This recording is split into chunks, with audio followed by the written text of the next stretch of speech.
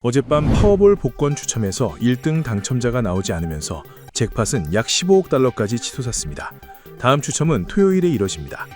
토요일에 잭팟 당첨자가 나오면 약 15억 달러 상당의 연금 방식 분할 지급 또는 일시금 6억 8,650만 달러를 선택할 수 있습니다.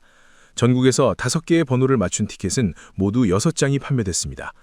파워볼 측에 따르면 잭팟에 당첨될 확률은 약 2억 9,220만 분의 1입니다. 캘리포니아주 차량관리국이 테슬라가 자율주행 보조 기능을 광고하며 완전 자율주행, 오토파일럿이라는 표현을 사용한 것이 허위 과장 광고에 해당한다고 판단했습니다.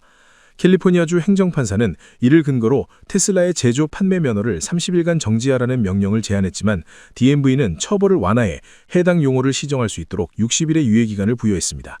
이번 사안은 테슬라가 아무런 조작 없이 주행 가능하도록 설계됐다고 광고한 데 대해 DMV가 2023년 11월 문제를 제기한 이후 2년 만에 나온 결정입니다. 뉴욕타임스는 트럼프 대통령이 비화 미국인의 시민권을 대규모로 박탈하는 방안을 추진하고 있다고 보도했습니다.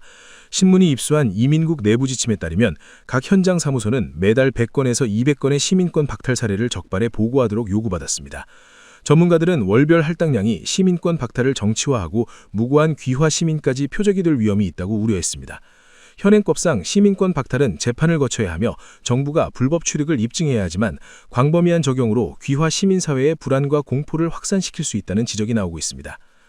트럼프 대통령은 어제 대국민 연설에서 대규모 세금 환급과 감세 효과를 강조하며 하락한 지지율 반전을 시도했습니다. 집권 2기 11개월을 맞아 열린 연설에서 트럼프 대통령은 고물가의 책임을 전임 민주당 행정부에 돌리며 자신의 정책으로 인플레이션을 빠르게 낮추고 있다고 주장했습니다.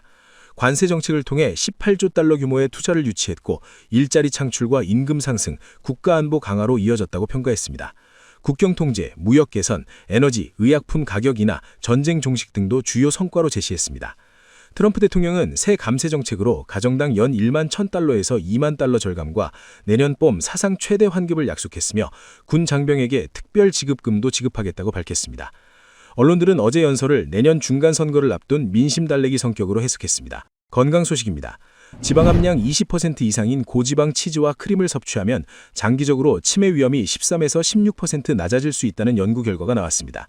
스웨덴 룬드대 연구팀은 성인 27,670명을 대상으로 유제품 섭취와 치매 발생을 25년간 추적한 결과 고지방 치즈를 하루 50g 이상 섭취한 사람은 15g 미만 섭취자보다 치매 위험이 13% 낮았고 고지방 크림을 하루 20g 이상 섭취한 경우도 위험이 16% 감소했습니다.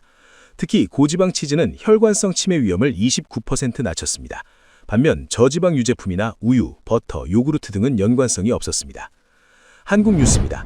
12.3 비상계엄 당시 국회와 중앙선거관리위원회에 경찰 병력을 투입하게 했던 조지호 경찰청장이 결국 파면됐습니다. 헌법재판관 9명 전원의 만장일치로 내린 결정입니다. 이로써 조 청장은 헌재의 탄핵 심판으로 파면된 헌정사상 첫 경찰 총수가 됐습니다. 내란 전담재판부와 관련해 줄곧 반대 의사를 밝혀온 대법원이 전담재판부를 운영할 수 있는 예규를 제정하겠다고 발표했습니다. 이제 와서 내놓은 의도에 대한 의문도 제기되는 데다 예규 자체도 전담재판부라는 명칭을 붙였다는 것 말고는 기존의 무작위 배당 방식과 크게 다르지 않아 비판이 이어지고 있습니다. 이상으로 오늘의 뉴스를 읽어드렸습니다. 고맙습니다.